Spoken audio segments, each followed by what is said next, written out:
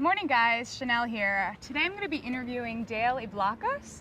I'm super excited to have him with us today on Morning Motivators. He's an incredibly inspirational guy.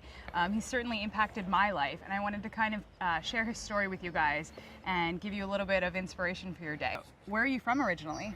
Hey guys, I am from Southern California, sunny San Diego. I was born in Long Beach, and I grew up on the streets of LA and San Diego. My background with you is knowing that you've always worked in a kitchen. Are you still working in kitchens now? I am a personal chef currently. That's something I love to do. I love to Sure. cook, and I'm no longer working in professional kitchens or commercial kitchens. Do you cook for people? Like, are you a I personal do, chef for people? in homes. Awesome, amazing. And what kind of food do you usually cook? Right now, it's breakfast foods. Growing up in California, you're exposed to so many flavors from around the world, Sure. so it's hard for me to pin down exactly what flavor I'm cooking, because it's a little bit from here, a little bit from there, from all the cultures that I grew up with and were exposed to. Do you cook vegan food, meat? Like, is there a specific type of food that you prefer to cook? Well, I'm an omnivore. I'm professionally trained in vegan kitchens, Sure. so I have that in my skill set. In fact, I'm really good at transposing any dish into a vegan option. Awesome. But currently my clients are omnivores, so that's Excellent. what I cook for them. Today we're here to talk about your work with the Seed Library here in San Diego. Where exactly is the Seed Library located? In Balboa Park, we have our home at the World Beach Center and at the Botanical Garden Complex housed in Balboa Park. It's an amazing place to call home. How did you get involved with working with the It was a library? grassroots effort and continues to be a grassroots effort. And so that's the grassroots is defined by making change from the bottom up as opposed from the top down. So it started out as an idea that I had with friends. We saw a need for clean seeds to become available and raising the awareness. So we started a seed bank in the barrio. That was the Barrio Seed Bank. And during the production of that, launching the Barrio Seed Bank, I was interviewing different people, and I learned about seed libraries. As soon as I heard the term seed library, it was like a gun went off, and there's no way I could think any differently. Sure. What exactly is a seed library? Can you kind of give us an overall description? So it's something that's very collegiate, that's disguised as something as tawdry as a library. Now, at a general library, typical book library, you would go, get yourself a library card, and you check books out, right? Sure. So you check the book out, you do what with that? Bring it home, Yeah. you glean the information from it, and then what? After you're done reading it, you return it Why? Why would you return it? to share with other people. So other people can use it. Yeah. So that works the same way with seeds. You come and you check seeds out. Okay. Now, people ask, well, how do you use the seeds and return them for someone else to use? Well, you grow them out. So you grow the seeds out, and you can say they're tomatoes, all right? And you have a bumper crop of tomatoes, or you have a small crop, whatever you grow. Whatever tomatoes you grow from those seeds, you will leave about a third of them on the vine to grow to full maturity, and the rest you can eat, and then you return the third back to the library for the next user. Amazing. Who are the patrons of this library? It's everybody. We designed ourselves to support communities that were underserved. There's people of color and the underserved communities of San Diego. You're from San Diego, so you know that there's tons of wealth. At the same time, there's tons of poverty, right next to each other, and we work with both throughout our day. It got wildly popular, and we do things like seed swaps, and where we offer free seed or encourage people to exchange seeds. So it's open to everybody. Anybody who's a resident, to schools, teachers will often contact us and ask for seed donations or ask how they can participate. So it's open to everyone. So these people have their own seed gardens, or do they have co-ops that they grow at? Oh, it's you name it. So there's community gardens, there's people who are just curious about growing or who have the itch to want to grow something. Sure. There's people who are, advanced growers, who have access to rare fruits and other rare seeds that want to exchange with us or find out how they can get their seed out to the community as well. And so does that include farmers? Like, does this Absolutely, involve, So small farmers, like Wild Willow Farm, they grow their own seed. So most farmers will grow their own seed. If you're a good farmer, you're growing your seed. Sure. Wow, I didn't realize that you could determine so much information about seeds through testing.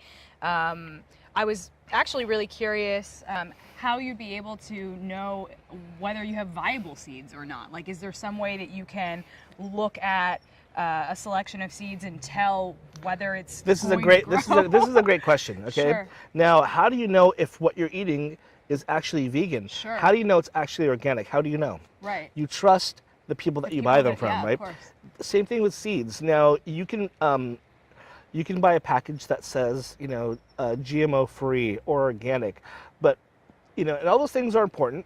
But what's more important is that you know who's growing your food, who's creating your food, who's serving it, who's cooking it, right? We want to know who's growing the seeds. So if you are buying from a company that's reputable or that then you can trust that everything that you get is going to be good. The government is cracking down on seed exchanges because it affects the agriculture. That's affectionately known as the California seed law. Okay. And it went into effect on the first of the year, I think in 2017, 2016, 2017, and it slipped by under our noses. Sure. And it made it illegal for you and I to exchange seeds if you lived more than 3 miles away from me. All my friends lived more than 3 miles from me. Sure. So entities like the Seed Library of Los Angeles and other grassroots organizations heard about the bill that was passed and immediately started to rally for change, to lobby, for the seed law to change.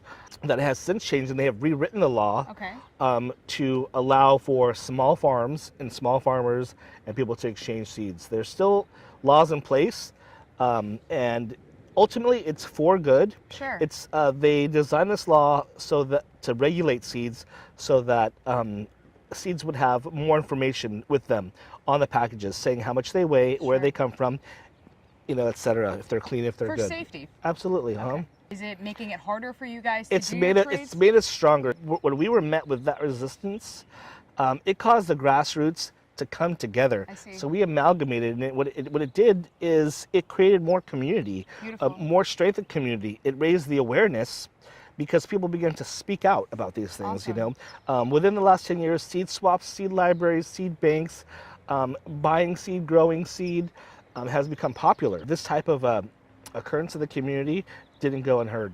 What do we have here today?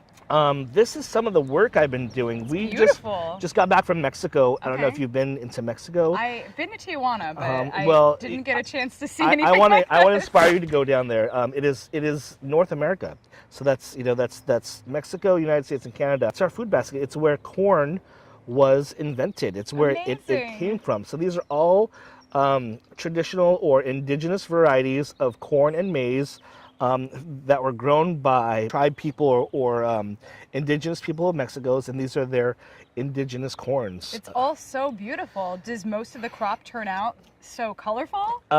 Typically, yeah. I mean, you'll find white ones, or yellow ones that are completely homogeneous and gorgeous, that are non-GMO, and they're different sizes. They're not like the kinds that you see here that are completely homogeneous, that we were able to see fields of both. So when you're looking at a cornfield, you can tell a GMO cornfield because everything is the same height. It looks the same, And when you find a heirloom cornfield, it's different heights. It's so different. Yeah. Oh, it's so beautiful. What is your favorite seed to harvest? Like, do you like fruits over vegetables? Is there something that particularly I'm a rare fruit fan, I thought so. It's this corn has really been calling me. Your passion for all of this is infectious. I absolutely adore you for it. What happens when you start doing what it is that you love? You don't work a day in your life, and I'm sure you know that. Of course. So, what time do you wake up in the morning? I'm a morning person. I know you are, and we love that. I'm a morning person, and lately I've been sleeping in, just getting ready because we're going to be traveling. When we travel, it's go, go, go. So tell me about your traveling. You do it for the seed library. We do. So seed expedition, we get to go. Lately we've been going to Mexico because of all the rich diversity that's there. Of course. It's so close to home. Yeah. It's so cheap to travel to, and from and to get around in, and it's steeped in rich history. We got to see pyramids. We were at the Teotihuacan, which are ancient ruins. They're like, I think it was the third largest pyramid in the world that we traversed. Amazing.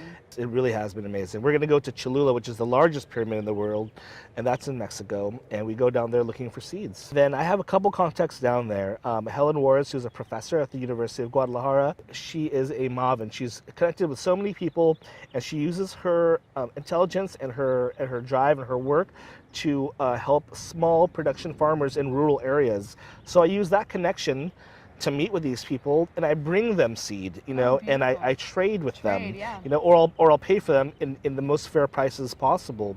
Is there any other community outreach that you're involved in outside of working with the Seed Library? We have elevated our status as the hosts, co-hosts of the National Heirloom Exposition. It's also known as the World's Pure Food Fair. Okay. So this happens once a year for 3 days in Santa Rosa, California. Okay.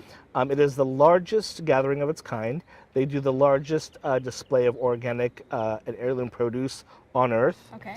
When is that coming up? It is every year in September. This Okay. year I think it's around September 11. Okay. For 3 days. It's during the middle of the week, so it's not on a weekend.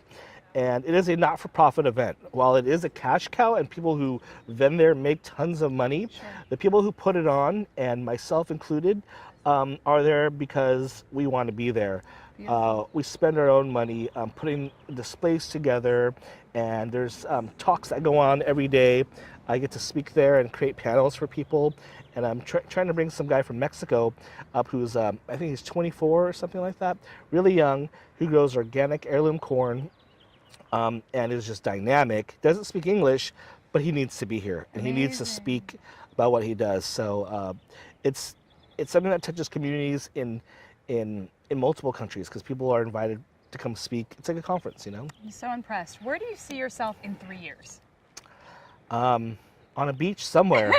I'm thinking Mexico. I'm thinking we're thinking about moving to Jalisco and calling Mexico City our home while spending our winters on the beach on the Mexican Riviera. Probably doing more of what I'm doing now, but deeper into jungles, going to Asia, and tapping into that whole area of the world. I'm looking for rare seeds. Well, we are so blessed to have you a part of this community and sharing all of your knowledge and your passion and your love with us. Thank you so much for sitting down and exploring this with me today. Yes, Thank you. Thanks for having me.